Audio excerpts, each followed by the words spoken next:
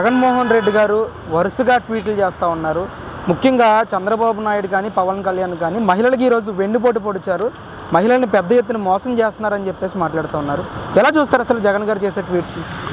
రాష్ట్రంలో ఉన్న మహిళలందరి సంగతి కొంచెం పక్కన పెడదాం.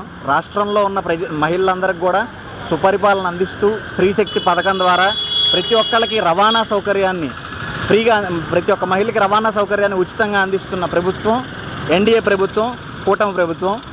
ఈ ప్రభుత్వంలో మహిళలకి అత్యున్నతమైన స్థానాన్ని కల్పించారు, అత్యున్నతమైన భద్రతను కల్పించారు. ఇప్పుడు వీళ్ళు విమర్శలు చూస్తే ఎలా ఉన్నాయంటే, సొంత తల్లికి చెల్లికే న్యాయం చేయలేని వాడు రాష్ట్రంలో ఉన్న ఆడపడుచులందరి గురించి మాట్లాడుతున్నాడు. ఇది చాలా హాస్యాస్పదంగా ఉంది. ఇవాళ వాళ్ళ నాన్నగారి సమాధి దగ్గరికి వెళ్ళి నివాళులు అర్పించడం మనందరం చూసాం. వాళ్ళ సొంత తల్లి చేతిని ముద్దు పెట్టుకున్నా సరే దాన్ని కూడా పట్టించుకోకుండా అటు ఇటు దిక్కులు చూస్తూ పక్కకి వెళ్ళిపోయిన వ్యక్తి, సొంత తల్లి మీద కేసేసి గెలిచాను అని పండగ చేసుకున్న వ్యక్తి. ఇలాంటి వ్యక్తి రాష్ట్రంలో ఉన్న మహిళలకి ఏం అభివృద్ధి చేస్తాడు, రాష్ట్రంలో ఉన్న మహిళలకు ఏం భద్రత కల్పిస్తాడని చెప్పని ఈ సందర్భంగా జగన్మోహన్ రెడ్డి గారిని సూటిగా ప్రశ్నిస్తున్నాం. రాష్ట్రంలో ఉన్న మహిళల్ని ఉద్ధరించడం అనేది పక్కన పెడితే ముందు ఇంట్లో ఉన్న మహిళలను ఉద్ధరించండి. బాబాయ్ చనిపోయిన కేసులో ఇంకా మీ చెల్లి ఇంకా పోరాడుతూనే ఉంది. దోషులను పట్టుకోండి, నిందుల్ని శిక్షించండి అని చెప్పి మాట్లాడుతుందామా?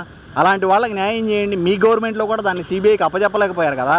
ఇవాళ సుగాల ప్రీతి గారి కేసుని సిబిఐకి అప్పచెప్పండి అని చెప్పని వైసీపీ నాయకులు చాలామందిని చూస్తున్నాం. వాళ్ళ సొంత బాబాయ్ వివేకానంద రెడ్డి గారు చనిపోయిన కేసుని ఇంతవరకు మరి సిబిఐకి ఎందుకు బదిలీ చేయాలి? సొంత కుటుంబం వ్యక్తి చేయలేకపోయారు కానీ బయట ఎవరికో జరిగింది చేస్తారంట. ఇది ఎంతవరకు అసలు? సుగాలి ప్రీతి గారి కేసు కూడా దాన్ని వెలుగులోకి తీసుకొచ్చింది కళ్యాణ్ గారు, దాని గురించి మాట్లాడింది కళ్యాణ్ గారు, రాష్ట్ర వ్యాప్తంగా జనాల్ని చైతన్యవంతం చేసింది కళ్యాణ్ గారు. ఇవాళ సిబిఐకి ఏదైతే అందించలేదు అని చెప్పని వీళ్ళు అంటున్నారో సిబిఐకి రిఫర్ చేశారు. సిబిఐ వాళ్ళు దానికి రిటర్న్ పిటిషన్ కూడా దాఖలు చేసి కోర్టులో దీన్ని ఇప్పుడు సిబిఐ టేకప్ చేసే పరిస్థితిలో లేదు. సిబిఐలో స్టాఫ్ కొరత ఉంది. దానివల్ల ఈ సుగాల ప్రీతి కేసుని ఇప్పుడు మేము టేకప్ చేయలేము, కావాలంటే నెక్స్ట్ ఇయర్ టేకప్ చేస్తాము అన్న పాయింట్ సిబిఐ దాన్ని దర్యాప్తులో వాళ్ళు కోర్టులో వేసిన ఫిర్యాదు దాఖల ద్వారా మనకు తెలిసింది. అంటే ఇన్ని చేసిన పవన్ కళ్యాణ్ గారు సుగాలి ప్రీతి విషయంలో ఎంత చేసినా కూడా ఎప్పటికీ వైసీపీ నాయకులు కానీ సుగాలి ప్రీతి తల్లి కానీ రాజకీయంగా ఆ రోజు ఈ కేసును వాడుకున్నారు పవన్ కళ్యాణ్ అని చెప్పేసి పెద్ద ఎత్తున వాళ్ళు విమర్శలు చేస్తా ఉన్న పరిస్థితి ఎలా చూడొచ్చు అంటారు? ఈ జనసేన పార్టీ కానీ పవన్ కళ్యాణ్ గారు కానీ ఏదైనా సమస్యని ఏ రోజు రాజకీయ కోణంలో చూడలేదు అని చెప్పని జనసేన పార్టీలో ఉన్న నాయకులకు కానీ బయట కామన్ ఆడియన్స్కి కానీ చూస్తే అర్థమవుతుంది.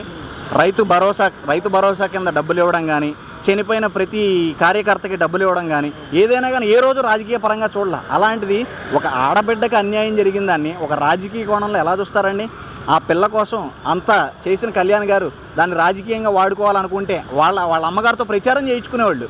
అలాంటి ప్రచార కార్యక్రమాలు మనం ఏ రోజు చూడలేదు. వాళ్ళని ఒక స్టేట్మెంట్ ఇమ్మని అడగలేదు, వాళ్ళు మా జనసేన పార్టీకి మద్దతు ఇవ్వండి అని చెప్పని అడగలేదు. ఇంకా దాన్ని ఏ విధంగా రాజకీయం కింద వాడుకున్నారు? ఇవాళ వైసీపీ వాళ్ళు వాడుకుంటున్నారు రాజకీయం కింద. పవన్ కళ్యాణ్ గారిని ఏమి విమర్శించాలో తెలియక గతంలో జరిగిన ఈ ఇష్యూని తీసుకొచ్చి ఇవాళ దాన్ని వైరల్ చేసి పవన్ కళ్యాణ్ గారిని ఏదో డీఫేమ్ చేద్దామని చెప్పని కొంతమంది నాయకులు అనుకుంటున్నారు తప్ప అది ఏనాటికి జరగదు. సుగాలి ప్రీతి గారి కేసులో ఏదైతే జరిగిందో ఆ నిందుల్ని శిక్షిస్తారు ఖచ్చితంగా. దీని సిబిఐ దర్యాప్తు అనేది ఖచ్చితంగా జరిగిన రోజు వీళ్ళందరూ నోరు మూసుకుంటాయని కూడా ఈ సందర్భంగా తెలియజేస్తున్నాను. అలాగే సుగాలి ప్రీతి గారి తల్లి వాళ్ళ ఇంట్లో ఏదైతే గవర్నమెంట్ ఉద్యోగం ఇవ్వడం కానీ, వాళ్ళకి ఏదైతే ల్యాండ్ అలాట్ చేయడం కానీ, వాళ్ళకి అది భర్తీ చేయడం అని చెప్పి అయితే మేమైతే అనుకోము. వాళ్ళకి ఏదో ఒక చిన్న ఓదార్పు కింద ఉండిద్ది అన్న పాయింట్లో అది చేయడం జరిగింది. అదే కాకుండా దీన్ని ఖచ్చితంగా సిబిఐ టేకప్ చేసే విధంగా ముందుకు తీసుకెళ్తారని కూడా ఈ ఎన్డీఏ కూటమి ద్వారా మేము తెలియజేస్తున్నాం. అంటే విశాఖపట్నంలో మొన్న పవన్ కళ్యాణ్ గారు పర్యటన చేసినప్పుడు రుషికొండ మీద కట్టిన భవనాలు ఏదైతే ఉన్నాయో వాటిని పరిశీలించడం జరిగింది. అందులో భాగంగా సీలింగ్లు ఊడిపోయి ఆ వర్షానికి కూడా పెద్ద ఎత్తున వర్షం నీరు కూడా చేరిన పరిస్థితి కనిపించింది. ఏంటంటే అసలు ఎలా చూడొచ్చేది? రుషికొండ ప్యాలెస్ని దాదాపుగా 500 కోట్ల రూపాయలతో కట్టిన పరిస్థితి ఏంటంటారు? అసలు దీని గురించి ఏం చెప్తారు? రుషికొండ ప్యాలెస్ని గత సీఎం విలాసాల కోసం ఉపయోగించుకోవడం కోసం ఒక నిర్మాణాన్ని చేపట్టారు. అదే వాళ్ళ సొంత నిర్మాణం అయితే అంత నాసిరకంగా నిర్మిస్తారా? లక్షల్లో కమోడ్లు, లక్షల్లో ఫ్యాన్లు, లక్షల్లో టైల్స్, ఎవరి సొమ్ము, ఎవరి ధనం, ప్రజాధనాన్ని ఇంతలాగా వృధా చేయడం మేము ఏ ప్రభుత్వంలోనూ చూడలా. ఒక సీఎం ఉండడం కోసం అక్కడ ఆల్రెడీ ఆదాయ వనరులు ఉన్న దాన్ని కూల్చి ఒక సీఎం విలాసాల కోసం ఒక భవనం కట్టించుకున్నారు అంటే దాన్ని ఏ విధంగా చూడాలన్నది మన అర్థం కావట్లేదు. ఇవాళ అంత అమౌంట్ పెట్టి దాన్ని కట్టించినా కానీ అది కూలిపోతున్న సందర్భాలు, సీలింగ్ ఊడిపోతుంది, వాటర్ లీకేజ్ ఉంది, ఇన్ని జరుగుతున్నాయి. ఇవాళ వాటిని సందర్శించడానికి వెళ్తే ఇవన్నీ వాళ్ళే పీకి పడేశారు, వాళ్ళే చేశారు అన్న మాట మాట్లాడుతున్నారు. ఇప్పుడు డిప్యూటీ సీఎంకి కానీ, పర్యాటక శాఖ మంత్రికి కానీ, ఇతర ఎమ్మెల్యేలకు కానీ అంత అవసరమే ఉంది. ఇప్పుడు అక్కడికి వెళ్ళి దాన్ని పీకి పడేసినంత మాత్రాన అయిపోదు కదా. అంటే మాజీ ఐటీ మినిస్టర్ గుడివాడ అమర్నాథ్ మాట్లాడుతూ పవన్ కళ్యాణ్, లోకేష్, చంద్రబాబు నాయుడు ఈ రుషికొండ ప్యాలెస్ని పంచుకోవడానికి చూస్తున్నారని చెప్పేసి మాట్లాడుతున్నాడు ఆయన. ఇది నిజంగా చాలా హాస్యాస్పదంగా ఉంది. గతంలో వీళ్ళు ఉండడానికి ప్రజాధనం దుర్వినియోగం చేసి కట్టిన భవనం అది.